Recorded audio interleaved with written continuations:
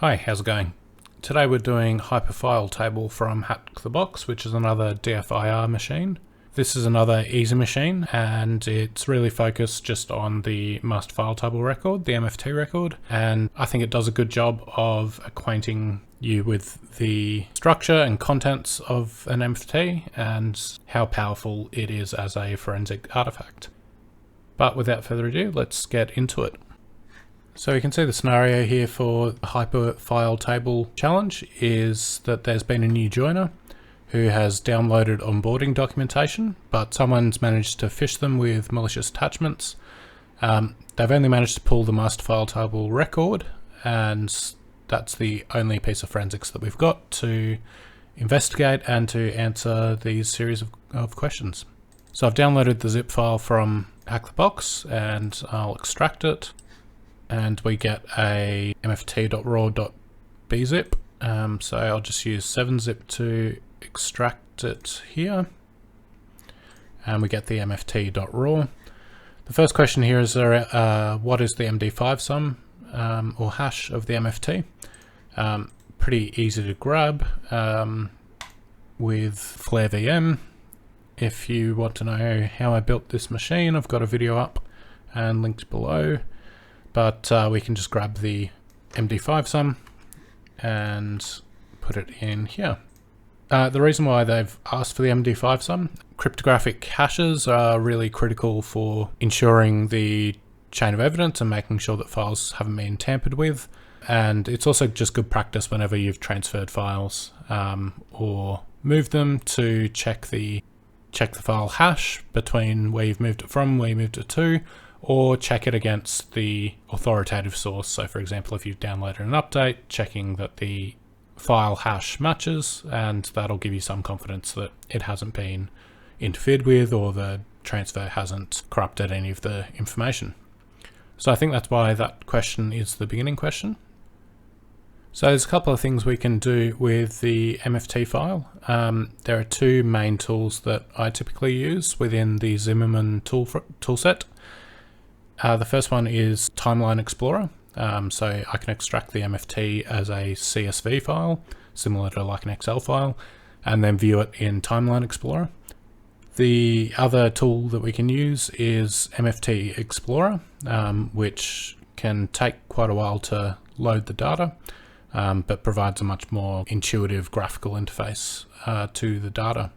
So we're going to use both methods to answer the questions here.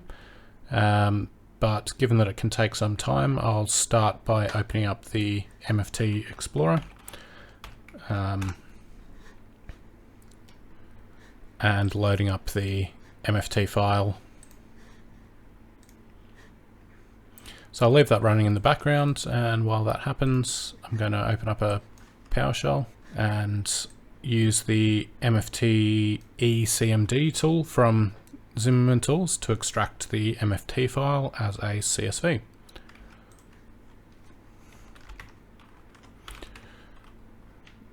Net6 MFT CMD, pass the file, which is mft.raw, and we want CSV, and we'll put it in the current directory.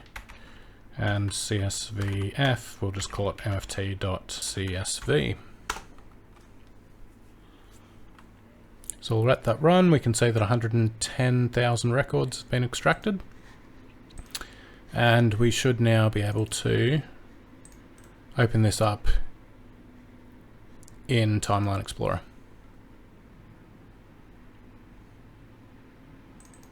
So given that we know that the user has been phished, one of the first things you might like to do is to look for files that carry the mark of the web. And this is a security feature within Windows or NTFS, which marks the origin of certain files. And we can see that there's within the MFT record, there's a zone ID contents, and that will indicate the zone of the file's origination. There are a handful of different zones. I believe zone 0 comes from the local computer. 1 and 2 are a mixture of trusted sites or the local intranet. And then zone 3 is the open internet, and so it's the least trusted level of file origination. So in order to find this, we'll just do a filter on, well, there's only two, but anything that isn't blank effectively. And we can see there are two things with a zone ID, both of which are zone ID 3. We've got a Google Doc, which is a PowerPoint, and we also have another Google Doc, which is, it's unclear what file type it is. But if we go across, we can see it's got a zone identifier. It's called onboarding.hta. So this is quite likely to be the malicious file that was referred to in the scenario. Just with the information in the MFT records here, we can answer a bunch of the questions. So I'll jump in and see what the questions are. So the first question is, what is the name of the only user on the system? Well, we can see that this was downloaded to Randy Savage's downloads, and given it says the only user on the system, we can definitely answer this.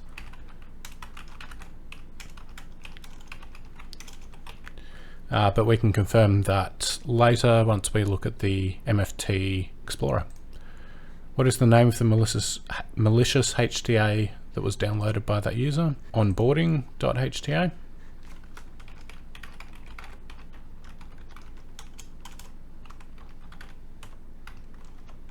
What is the zone ID for the download of the malicious file? That was zone 3. And what is the download URL for that malicious HTA? So we'll just jump back and grab the URL.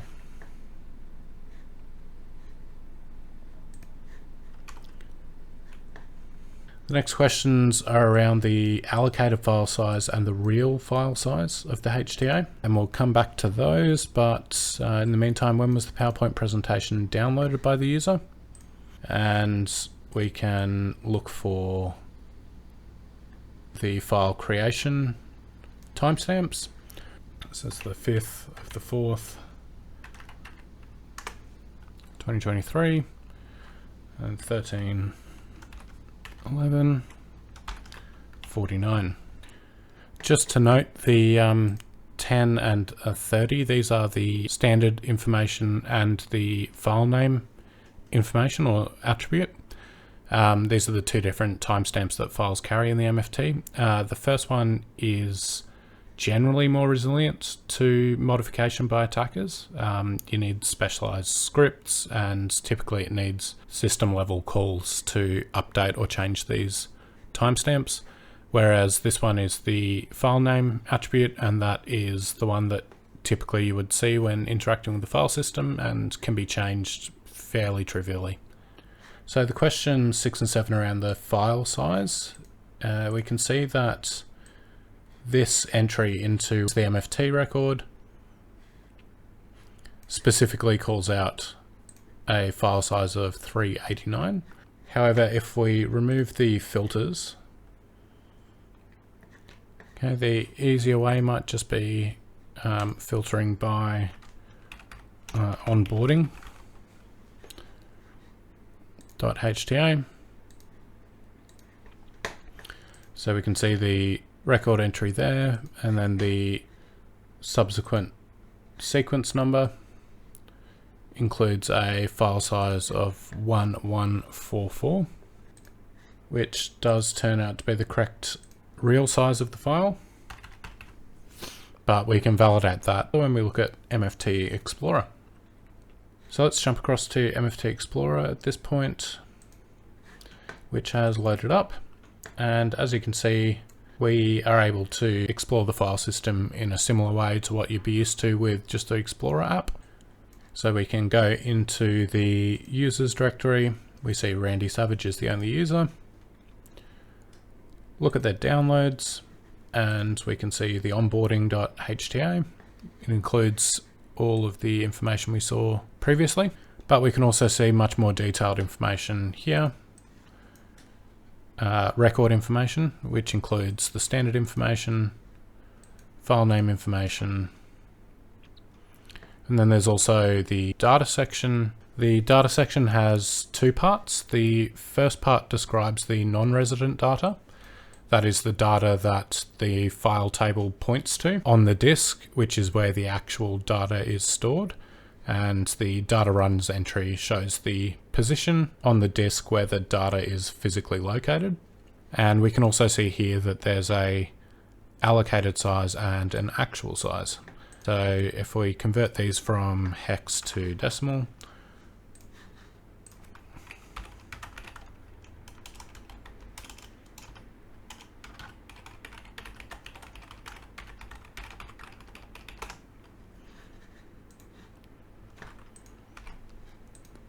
we can see 1144 once again, and the allocated size, I've seen this enough times to know it's 4096, and that's the minimum units in which storage is allocated. And the second section of the data attribute is the resident data, and that's a small amount of data that may be stored with the MFT record. It's typically pretty small, but as you can see here, the zone identifier information is often included within the resident data. You can also have a look around at the rest of the file system and what else the user has been doing. One of the things that we came across was the notes.txt. This little X in MFT Explorer indicates that this is a deleted file, and what we can note, as everyone I think at this stage knows, that deleting a file doesn't permanently remove it, and this is an example of that. So even if that area within the disk that this points to, even if that's been overwritten, if the MFT record hasn't been overwritten, there can still be non-resident data stored on the MFT record. And in this case, we have enough information here to see the username and password for Randy Savage, and we can grab his password, and he seems to be quite enthusiastic about ducks.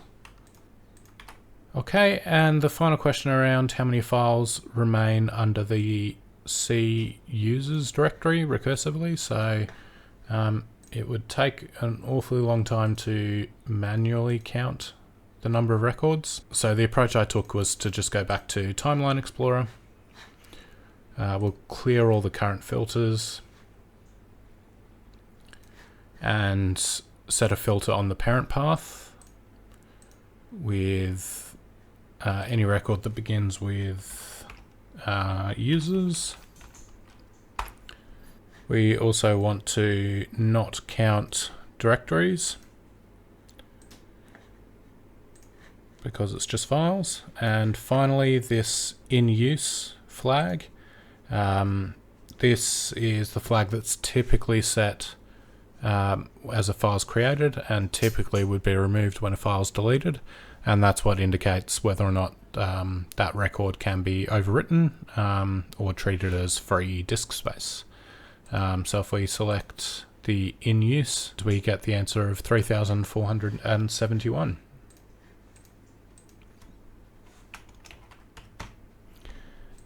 And that's about it. So this was a fun, quick, easy machine, and a really cool way of getting familiar with some of the ins and outs of MFT records, and two of the tools that can be very useful for parsing through MFT records, notably Timeline Explorer and MFT Explorer. Anyway, I hope you found this useful. If you have any questions or comments, please leave a comment below. Otherwise, look forward to seeing you in the next one.